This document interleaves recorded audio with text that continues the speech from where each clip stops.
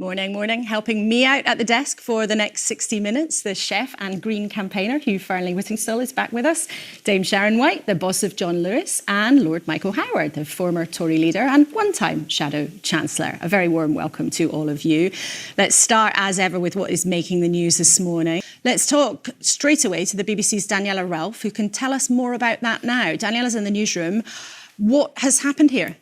Yeah, thank you very much. And no doubt that picture, that image will be everywhere in the next few hours. There'll be plenty of coverage of that across the BBC for the rest of the day. Our main event, though, this morning is to talk about the economy. Now, let's start, Hugh, with Jeremy Hunt's turn at the dispatch box with the budget on Wednesday. You're a Green campaigner. Was there anything in it for you? Almost nothing. A little extension of the windfall tax on oil and gas companies, but as we already know, it's full of loopholes. It actually encourages them to not to pay the windfall tax by investing further in new gas and oil. And obviously, it might mean something if the required investments to not pay the tax were in renewables, but they're not. They're for more gas and oil. Interestingly, while the rest of the economy is completely flatlining, what we might call the net zero economy is growing. It's at 9% growth at the moment. I haven't heard the Chancellor mention that ever. Still less do anything to give it a boost in the budget. So hugely disappointing. Michael Howard, what did you make of Jeremy Hunt? It was a big political moment as well as a big economic moment. Very politely, it's always good to have you with us in the studio, Rachel Reeves. Thank you very much indeed. Thank you, Laura. Well, are you convinced or critical? You can email me, kuenssberg@bbc.co.uk, or on social media, you can use the hashtag BBC Laura K. That's on X or on Instagram or wherever else all these things are these days. And the headlines are unfolding on the BBC Live page as you can always follow along. Sharon, firstly to you then, what was your reaction to Rachel Reeves? Because she gave a hint that she would rather put money into services than cut tax, but she's very reluctant still to show a bit more ankle about some of her plans. I mean, interesting the focus on growth and productivity investment, just because there's so little room for any government, really, of whatever political complexion to spend more money. So I think that could be a game changer. I think it is inevitable. Much the state can do and where the private sector needs to step in. Michael, what did you make of what you heard then? Well, I've got a lot of respect for Rachel Reeves because unlike Keir Starmer, she refused to serve in Jeremy Corbyn's shadow cabinet at the time when Keir Starmer was urging us to make Jeremy Corbyn our next Prime Minister. The problem she's got, and you touched on it in your interview, is that on those reforms, is that something that concerns you as an employer? I think if it's done in a common sense way in consultation with business, I think employees, as I say now, we don't call ourselves employees in partners. You gave a very clear commitment. It would be in the manifesto. But Hugh, now you are a Green campaigner. I think you're a member of the Green Party. I am. You listened to Jeremy Hunt this week. You listened to Rachel Reeves this morning. What did you think? I am a member of the Green Party. I voted Labour when they promised things could only get better. But what I'm hearing today is things are only going to stay the same.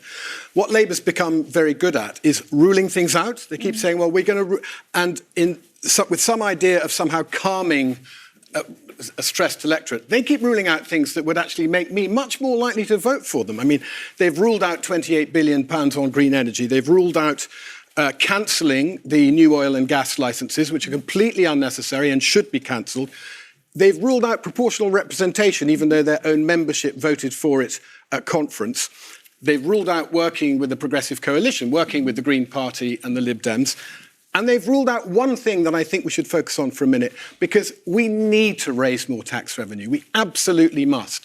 And it might surprise people to know that a lot of wealthy people are in favour of paying more tax. And a wealth tax, which has been costed by the Green Party, could raise 70 to 100 billion pounds that could really be spent on projects that would make a difference. But I think a lot of your viewers might say to you, Hugh, look, the tax burden is at nearly record highs. People are feeling really, really hard up. I'm not talking about increasing the tax burden on anyone who's having a hard time. I'm talking about what is the point of a Labour government if they can't bring together, narrow the difference between the extremely wealthy and those who are experiencing food and fuel poverty and finding life really difficult? Only a wealth tax will do that. So, Sharon, with your Treasury economist former hat on, if you put that on for a moment, would something like a wealth tax be realistic? Because on the right, you get people saying, actually, that would drive business away, it would have a negative effect, but when you looked at it, I'm sure the Treasury's looked at it over the years, what effect would it have? So, I mean, with my former hat on, I mean, if I were approaching a spending and tax review after the election, the things that worry you are the tax burden is high and getting higher. There's much less room to tax, but how do you do this in a way that's fair? So I think particularly as both a business person but also a Treasury economist, your worry is you don't want to drive the wealth creators that you need to support growth and support productivity. Many of those wealth creators are on record as saying they're happy to pay more tax. There's a very interesting organisation called the Patriotic Millionaires. Have a look at their website. There's all sorts of things that could be done to take some of this extreme wealth and narrow the gap between the very rich and the poor in the UK. Michael, is that something you think is realistic? No. Ordinary working people who may have been able to save something, they would hit people who saved to own their own homes. They would have a disastrous effect on our economy because too many people, for very many people, wealth is transferable and they would just leave the country. And look, we have set this target because we get it. You know, I use the NHS and proudly have done since the age of 3 when I was diagnosed with type 1 diabetes. I absolutely understand why people are so worried about this. We have set it as a clear priority for the whole of government, but particularly obviously for my department happening. And we have a clear target to reduce those by 50% in 2025.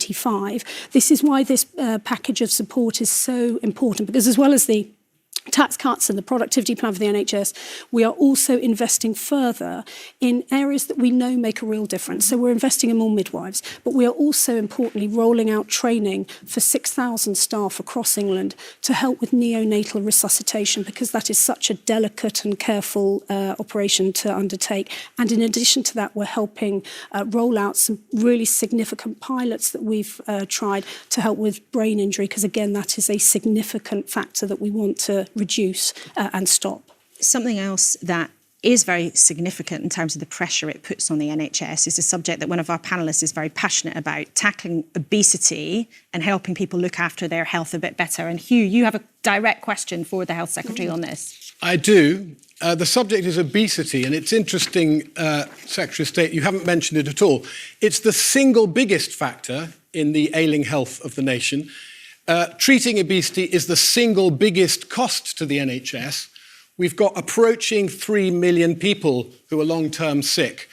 The estimated cost to the economy of obesity is £100 billion a year. Now, I've worked with many amazing agencies, with the Food Foundation, with the Obesity Health Alliance, with Jamie Oliver and his team, with Henry Dimbleby. They have all put a raft of policies, of levers that you could be pulling to address the obesity crisis. You're not pulling any of them. You've done next to nothing to help this ailing, struggling, sick citizens of the UK find healthier food. OK, well, let's put that to you. Victoria, let's respond then. I've been in post for 3 months now, and what I want to do is set out, and I will be over the coming weeks, setting out a prevention strategy, which of course will include obesity. But we make the mistake, I think, of siloing obesity by itself. We know that it can have many, many other conditions, including causing type 2 diabetes. And so over the coming weeks, you will see the government set out our plans. But I want to take a strategic approach. In fairness, Hugh asked me this question. I want to take a strategic approach to prevention. And in fact, the biggest public health intervention we are making, which is creating the first smoke-free generation. We know that will save up to 4 in 10 cancers that are caused by smoking. But in terms of, and with the enormous personal, but in terms of obesity, though, there is a list of moments in recent history when governments have had the chance to act and they haven't. For example, rules banning multi-buy deals on food and drinks high in fat and salt. That's going to be delayed for another 2 years. It was on the books and then a delay till October 2025. You're reviewing that now. You've also delayed a pre-watershed TV and online ad ban on junk food ads from 2025. There is a list of moments when you almost acted and then you decided not to. But this is where we've got to reflect the society in which we serve and which the NHS serves. This is why I come back to the productivity plan, because that is £3.4 billion worth of investment, not just in basic tech for doctors and nurses in and around the wards. It's also about fax updating machines being used in exactly the NHS, right, Health and this Secretary. is precisely why in 2024 there are fax machines being used in the health service. We have a fully funded plan to deal with this. In direct contrast, I may say, to the £30 billion worth of debt that the Shadow Chancellor has talked about today, that Labour Party policies have no funding for. But so we have an investment on basic tech, but I also want us to seize the opportunities of AI. We have to do this in a way that is trusted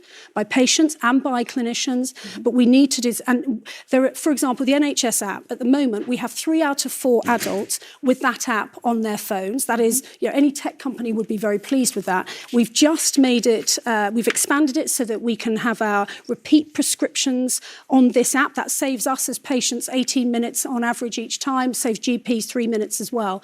But I think that app, we can do far, far more with that. And we will be able to, as we have begun to roll out talking therapies and so on through that app. Believe you me, that app is the way that we're going to be able to address some of the issues that Hugh rightly raises, because we have to take responsibility for our health. We as part of the productivity plan, we cannot keep investing money in the NHS in a way that we're not getting those productivity returns back. We need to turn that conversation around and say, we want to invest in the NHS, but we have to do so in a way that is productive. It might not be much use to many of our viewers watching this to have an app if when they go to hospital there aren't enough doctors there. You mentioned the strikes. It's great to have you in this studio. Thank you very much indeed for being here. Well, straight away, Hugh, you asked her a question about a lack of obesity strategy in your view. What did you make of her answer?